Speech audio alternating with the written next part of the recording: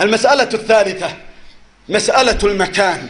الله ليس في السماء، الله في كل مكان، في كل مكان موجود، ليس لله مكان يتحيز فيه.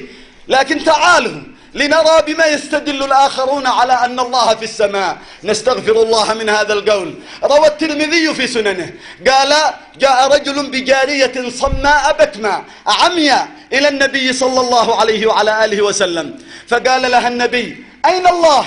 قالت فأشارت بيدها، قال: دعوها فإنها مؤمنة. وأصبح الدين يؤخذ من الصم البكم العمي.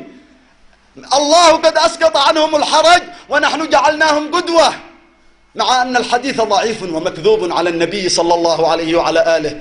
وهو الذي في السماء إله وفي الأرض إله، ما يكون من نجوى ثلاثة إلا هو رابعهم، ولا خمسة إلا هو سادسهم، ولا أدنى من ذلك ولا أكثر إلا هو معهم في السماء أينما كانوا، إلا هو معهم أينما كانوا.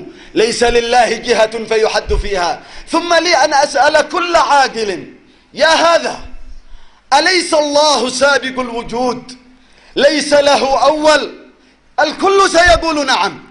إذن فأين الله قبل أن يخلق المكان؟ يا إخوة، المكان والزمان بالنسبة لله كخالد وناصر وصالح ومحسن والشجرة والسماء والأرض. السماء والمكان مخلوقان لله، وما العرش ولا الكرسي في ملك الله إلا كحلقة ملقاة في ثلاث.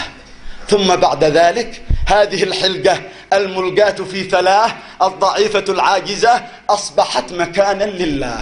ما العرش ولا الكرسي.